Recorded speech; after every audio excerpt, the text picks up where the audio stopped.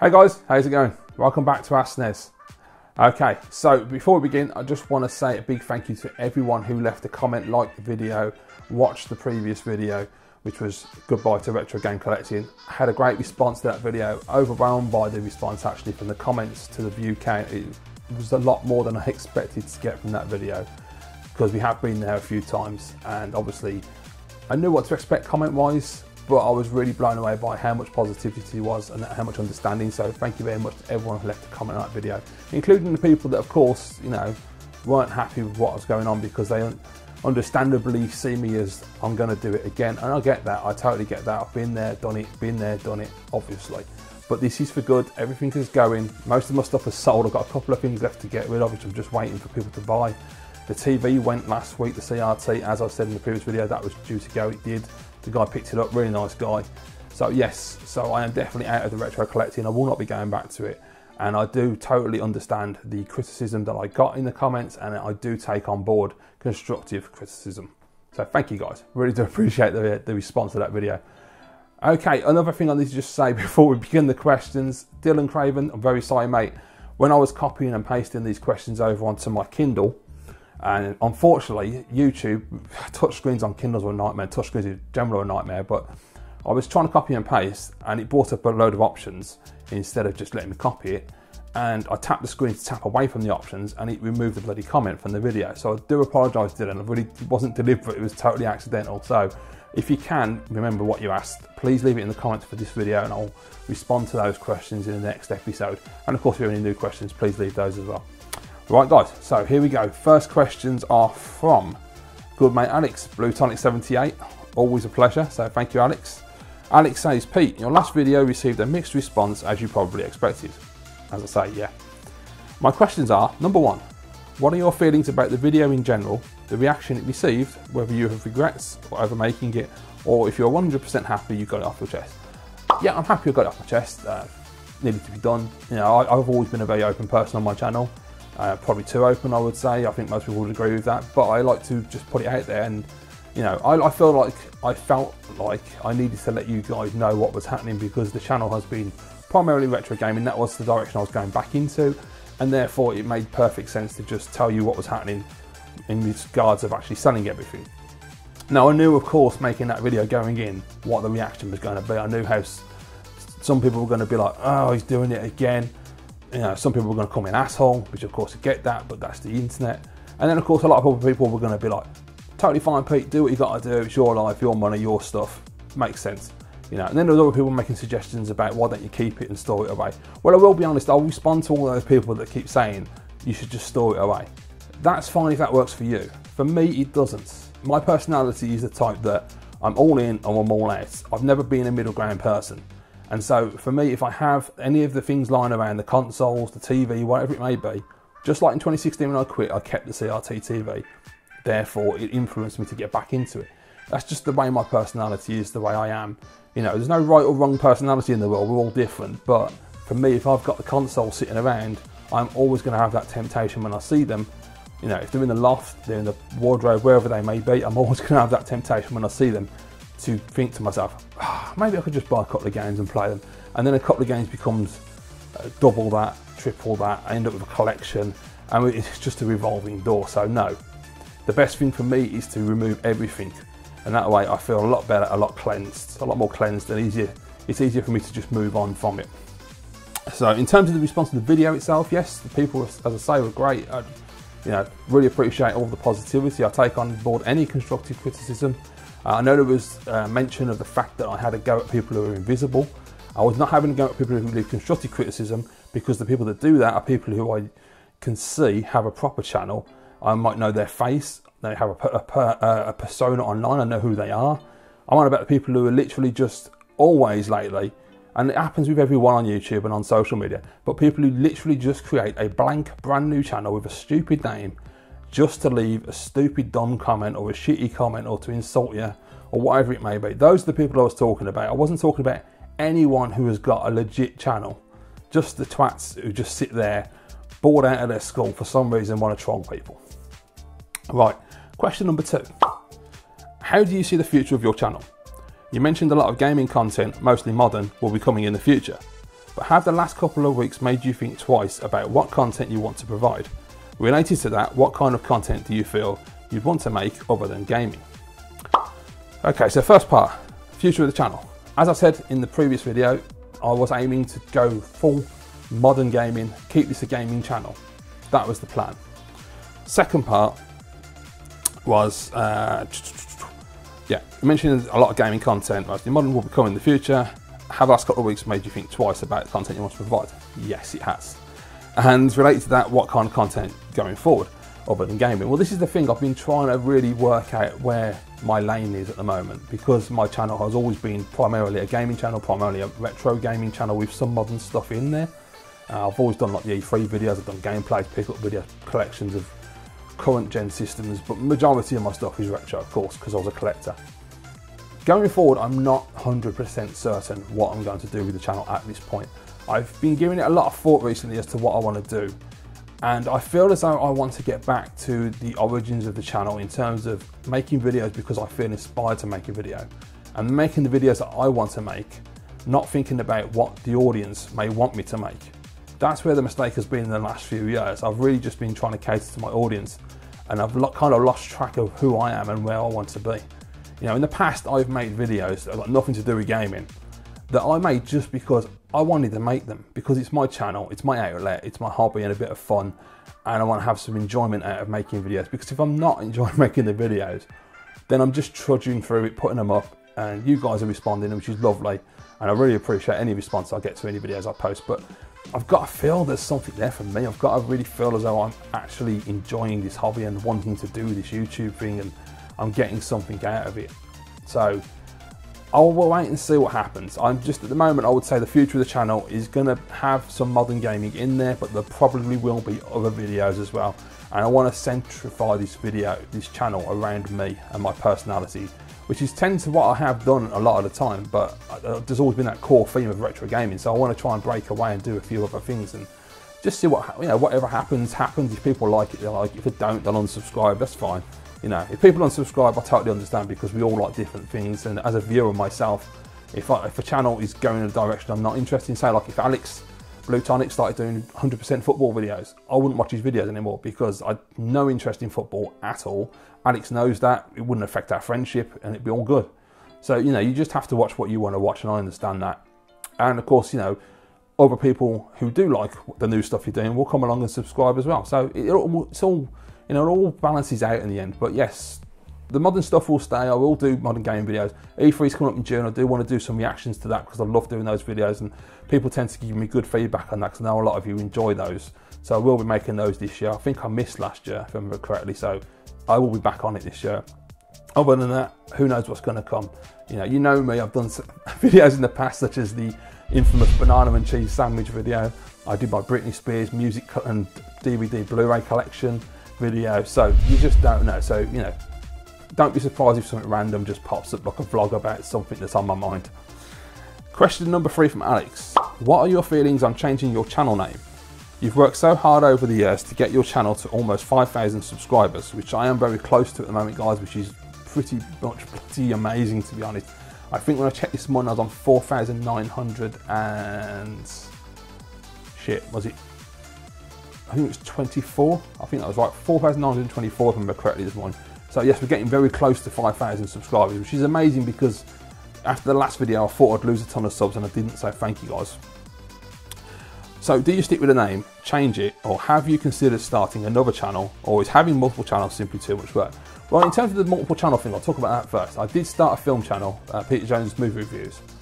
Didn't really take off, not surprising, because nowadays it's extremely hard to get noticed, I understand that. So I don't know, I might continue with that, I'm not 100% certain. I'm not going to start another channel now. I'm sticking with this channel. This is the channel that made me on YouTube. This is the channel that everyone watches and has the most support behind it and the most subscribers, so it makes most sense to stick with this channel. In terms of name change and rebranding, I don't actually know. It's difficult, because one, I've got to try and think of something that's catchy, that's going to work. That's really difficult. My name is pretty generic, and there's obviously a really famous Peter Jones in the UK, so, you know, he's got a monopoly on the name, really. So I don't really know. If anyone's got any suggestions, please feel free to leave them in the comments, and I'll have a look at them. But yeah, I mean, I don't know, because Snestastic is who I am now. It's you know, I've been on here since 2009.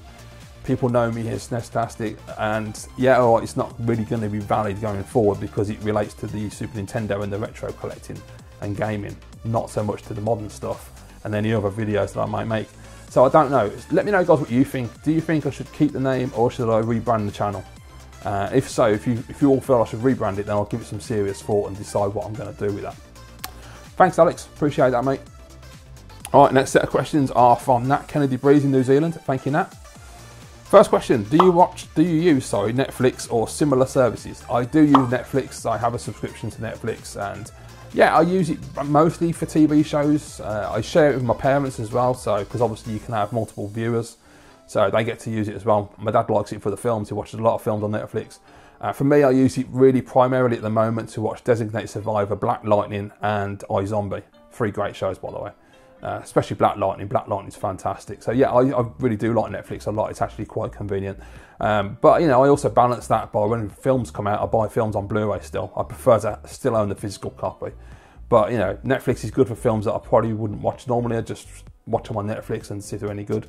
But I primarily use it for TV shows and documentaries. Number 2, I think digital gaming, AAA, costs too much. How is it that the TV, movie and also music industry have been able to do this for a much lower cost? Good question. You know, the gaming industry is, they keep telling us, the biggest entertainment industry on the planet. It's bigger than film. So if the budgets are up there like films are, I mean, I don't know if the budgets are that high yet on gaming, I'm not too sure. How are they justifying not only the price of full-priced AAA digital games, which are ludicrously expensive compared to a physical copy, but also why a physical copy is still $60, £40. You know, I never really understood why they're that expensive, because you look at a film, say a film, they spend $150 million on a film.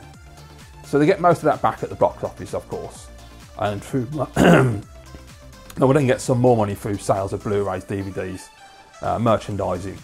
So they have got that advantage, whereas the gaming industry, really, they just put the game out, you buy the game, they make the money, and then they might do some merch with t-shirts and posters and things. But they haven't got that, the 2 avenues where the movie industry have got the cinema and then they've got the home release. So they get 2 chances of getting their money back and or making a profit. So maybe that's the reason why gaming, they make the game so expensive, because they need to just, you know, keep the price high, because they only have the one opportunity to really get that money from the consumer, whereas the movie industry doesn't. But then the music industry is pretty much similar to the gaming industry, and CDs and records aren't expensive. I mean, vinyl, yeah, well, some of them can be like 25 quid a time, but it's still 15 quid less than a video game, and you get a lot more out of a video game than you would a vinyl. I mean, you know, obviously music is like my biggest passion, and it's something I listen to 24/7, 365. I love music. But you know, video games, you're going to get much more of well, I do anyway, a much more emotionally invested experience, a longer experience in terms of hours of play. You know, the music, an album, you know, you can play it, say it lasts for an hour, so you can play it for like an hour a day or a couple of hours a day, but you know, a video game, you're already going to get sucked into that. So I don't know, I really don't know why. I'd like to know the reasons actually why video games are the price they are, and why digital games are so expensive. AAA games on digital can sometimes be £10 or £20 more than a physical release, which is dumb because physical releases drop quick. So you give it a couple of weeks and you're going to get it for like 30 quid on eBay or Amazon or whoever's doing a deal. So yeah, it's kind of beyond me what the hell's going on with digital, which is another reason why I don't get involved in it. Okay, what is your position on war? Always the first option, or is it the last resort? It depends on the situation, of course. War is me personally, I'm a pacifist. I don't agree with war. I don't think it actually solves anything. I think, you know, at the end of the day, it always comes down to people getting around a table and hashing ideas out and coming to an agreement. The actual war part of it doesn't really resolve anything. But then, you know, you look at things like World War II when it was absolutely necessary, because otherwise we wouldn't have stopped Hitler and we'd all be speaking German. So the world would be a very different place. So yeah, it does have its place in certain circumstances. There are, of course, circumstances where really we shouldn't be going to war, like Iraq. That was a massive, massive mistake. But yeah, ultimately I'm not a fan of it. And I am a strong believer that we need more women in power in the world, because I think that Men have had a long run at running the world and we've bolstered up completely. We have not been successful. So we need to bring women in to try and soften it a little bit, because this masculine macho bullshit is not helping us at all. It's just getting people killed. Right, next question. What tech company do you think could make a realistic competitor in the gaming market? If anyone's going to do it, it's going to be Apple. Realistically, I mean, they're the ones that got the clout to do it, the resources, the money, the ability to market. They've got the reputation. Unfortunately, you know what they're like. It'd be extremely, extremely expensive, and so they ain't going to compete, because their console would be like £1,000 or something stupid, because you know what they're like. Other than Apple, I don't really know who could come in now. I mean, at this point, it's really hard for anyone to come in, because PlayStation's so successful with PS4. Sony's killing it with that system. Xbox is trying to find its way back. Microsoft are doing that, but Xbox is still a strong brand, a strong console. Nintendo are absolutely knocking it out the park with the Switch. So really, if you're a company trying to get into this market, I don't really see why you would want to, because I don't see how you're going to fit in and make a system that's so different from the other three that you're going to make any money and it's going to be worth your while. I don't think it'd be worth the investment. So personally, I don't think anyone will. I think we'll just stick with the main three. Microsoft will probably disappear at some point unless Phil can turn it round, because at the moment, for a while now, it has looked like Xbox is on its way out. There's been multiple stories over the years that the shareholders want Microsoft to sell the Xbox division off anyway. So we'll wait and see what happens with that. It might, Christ, who knows, it could get sold to Apple or somebody, or there was talk of it being sold to Amazon at one point. So the Xbox brand still could be around, but just with a different company.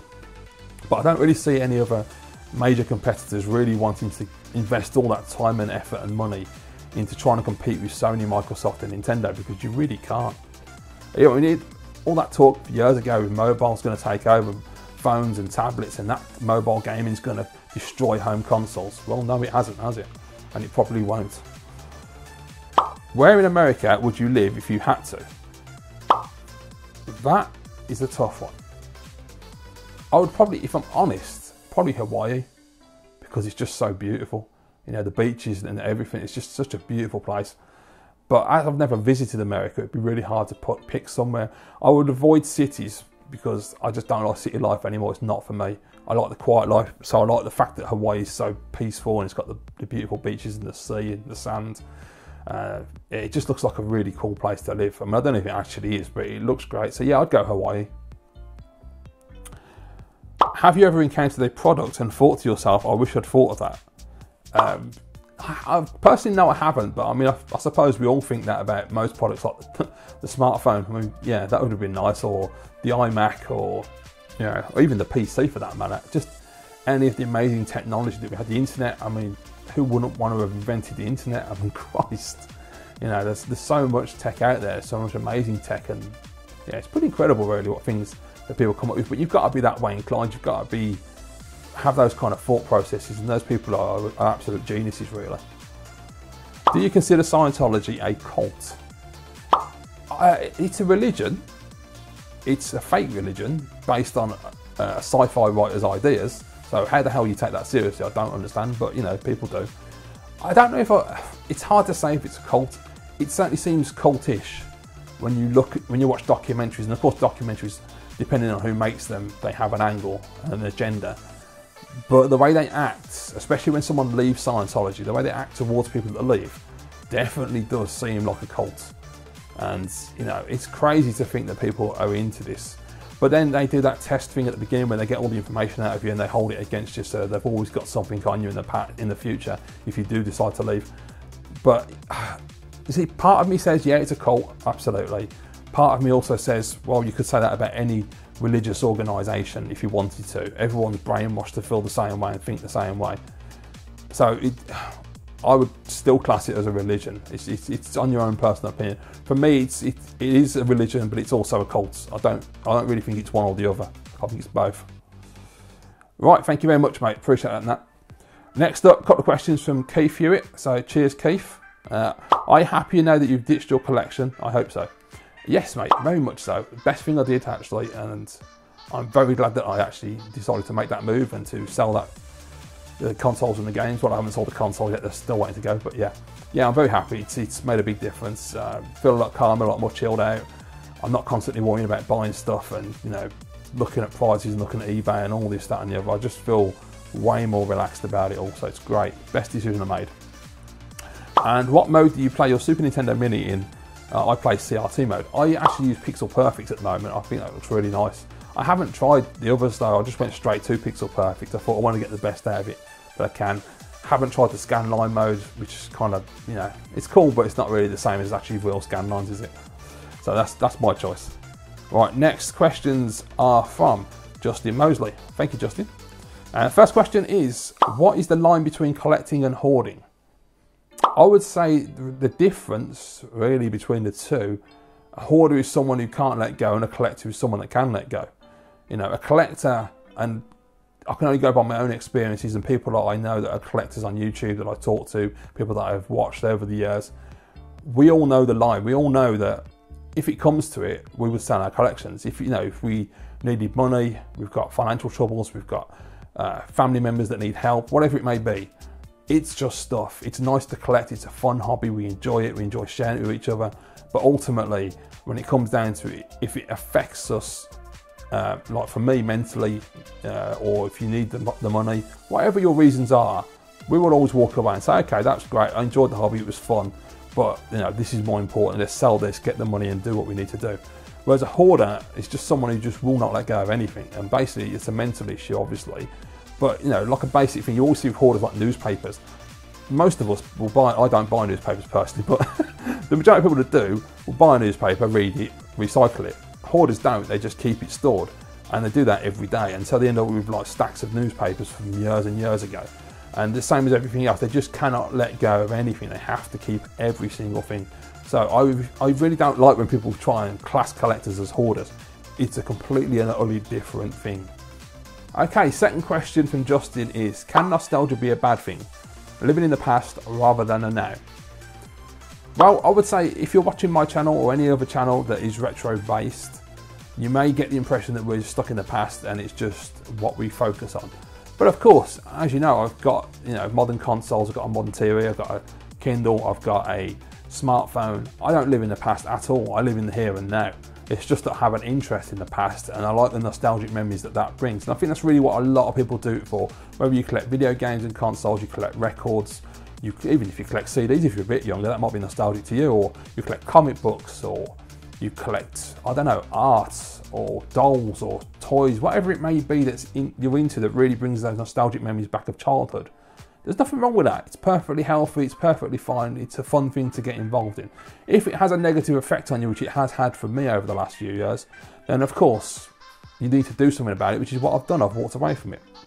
But I think ultimately it doesn't really have that much of a negative effect on people. If you're just solely living in the past, I mean really, as long as you're not having a mental health issue and you're fine, you're able to go about your day, then it's no big deal. You know, other people might not understand it, but that's their issue, not yours. All right, and the next question is, would you date a trans girl? So I would say the simple answer is yes, of course. You know, I'm attracted to women, I'm heterosexual, I like women, so yes, I would absolutely date a trans girl. It makes no difference to me. So going a bit deeper than that, what I would say is, up until recently, I knew very little about transgender people, what it meant to be transgender, to go through the transition. I didn't know anything really. I was very limited. The only thing I knew was what I'd seen on TV, which is not a lot with documentaries. So it's like, I was aware that you could have male to female transition and female to male transition. I was aware that there was surgeons that can do genital surgery. That was my limit. I didn't know much more, and there's so much more to know than that. But when it comes to the dating part, I've always had the thought that, yeah, it's no big deal. You know, I'll date a trans girl. But I've always thought the only problem with that is if you get married and you want to have kids, you can't have kids, so you'd have to adopt and all this. And then that, for some reason, that was always a barrier for me, which was a bit stupid, because obviously now I've come to realise, well, you know, what does it matter? I just, for some reason, I had an epiphany the other week, and I just thought to myself, well, it's not a big a deal, because you could date a cisgender woman, get married, fall in love, get married, decide to have children, and then you find out one of you is infertile.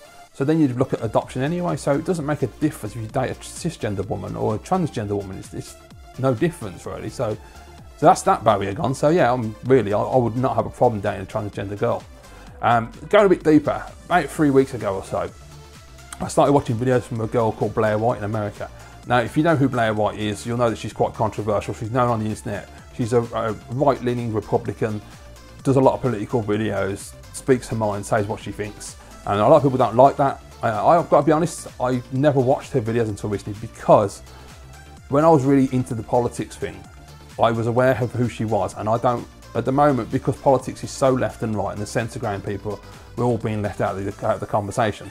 And I don't like the extremes of either side of that argument, of any discussion. So I refused to watch her videos, which was a bit stupid really, because I was kind of judging her without even knowing who she was and going by other people's opinions, which is something that I would usually go against. You shouldn't do that ever.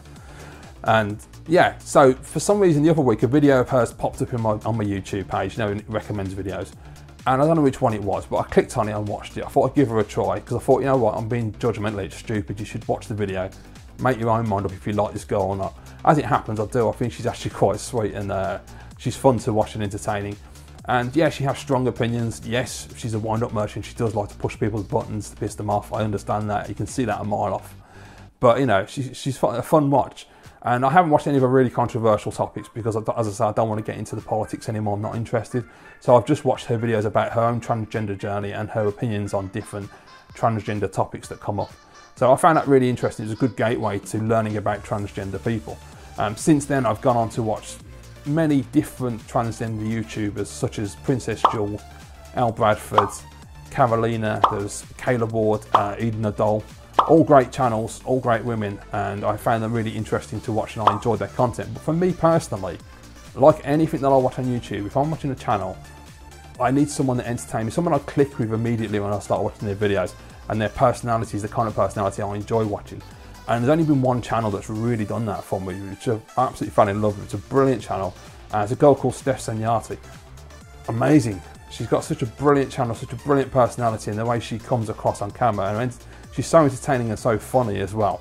And I've learned so much from watching her videos. She has a lot of videos educating people about transgender people and what it actually feels like to be a transgender person, emotionally, mentally, what she has gone through in her life, when she was younger, how she came to the point where she realised that she was actually transgender. And she's also documenting her transition as well, which I think is very brave. A lot of people are doing that on YouTube, and it takes a lot of guts to do that, to put your life out there so much and be so open. So I really respect all of the ladies doing that. And I really like what Steph's done. She's documented everything up until now. She continues to document any surgeries that she has, because she is medically transitioning. And she also has just normal fun vlogs as well, and Q&A videos, and just silly little videos like she's taking popcorn to her face, which I thought was really good. I enjoyed that a lot actually. She's got a real good variety of videos. She started out in the early days doing makeup tutorials, because she's trained to do makeup and she's absolutely brilliant at it. And I just really, really enjoy her videos and her channel. And I think it's worth watching her channel, because you will learn a lot. If you're interested to find out more about transgender people from actual transgender people, instead of just watching documentaries on the TV and Netflix, where they're always going to have an agenda and an angle.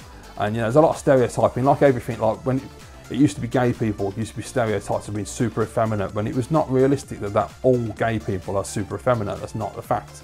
There's a variety of people. Like any community, there's a variety and a spectrum.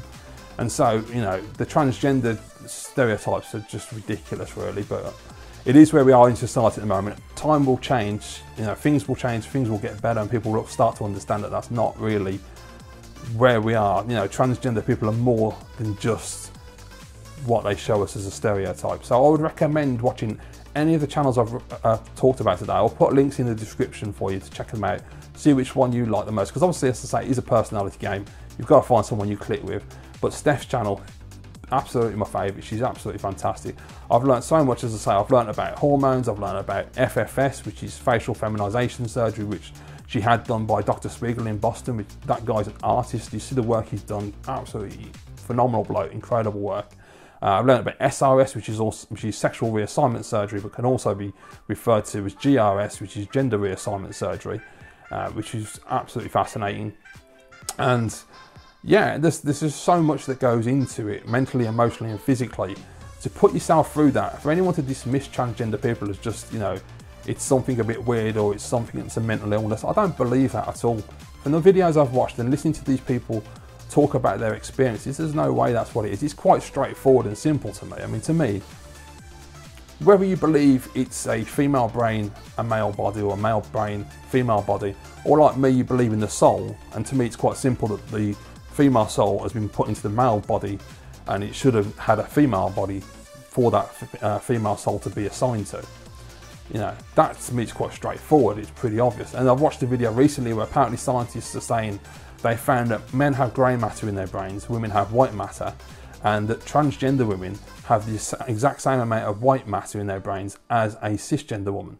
So to me, that was it. That was it. Scientific proof. There you go. Done. You know, and ultimately, you know, the thing that really struck me was the happiness that it brings people when they transition. You see the difference in Steph since she's transitioned. She was always quite a bubbly person on her older videos, and you know, she was, you know, really sweet and fun to watch. But as she's transitioned, she becomes so much happier, and it's just a fantastic thing to watch, you know. And it's just great to see that change. And the same with other people that I've mentioned earlier that I've watched. You know, they are so much happier now that they've transitioned. I don't understand how people can be against it at all. It's beyond me. But yeah, ultimately, the question was, would I date a transgender woman? Yeah, absolutely, of course I would. Right, last question today is from Christopher, who asks, what are some of your favourite memories of playing the Amiga when you were young? I don't really have too many, if I'm honest, Chris. The main one I've talked about before was when I first got my Amiga 500, and we bought a second-hand one because obviously they were expensive at the time in the 80s. So we bought it at the bargain pages, and Mum and Dad took me over to get it. And I remember walking in the woman's house. She had it all set up ready to go so I could test it and play it. And I just remember playing Xenon 2 and being like, oh man, this is amazing. The music, the Bond, the bass soundtrack, incredible game, man. I mean, it's simplistic, but God, it's fun. Other ones were before I got my Amiga, I was playing on my mate's Amiga Mark chip. And I was playing like Robocop 2 on there. I mean, it's not the greatest game in the world, but it's just super nostalgic, and it just, yeah, every time I think of that, it's just like, it takes me right back. And then my cousin's boyfriend had an Amiga, and we used to play like Shadow Warriors and Speedball 2, and yeah, man, the Amiga times were absolutely fantastic. And I remember still when I had my Amiga and I got Monkey Island 2 on, was it 12 discs I think it was, on Pirate? That was crazy, that was. Yeah, it's some absolutely great times. The Amiga was a fantastic computer.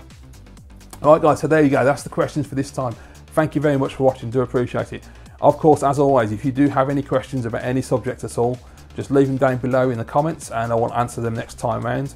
And thank you very much for watching, guys. Always appreciate it. Please give it a thumbs up if you like the video, and I'll see you in the next episode.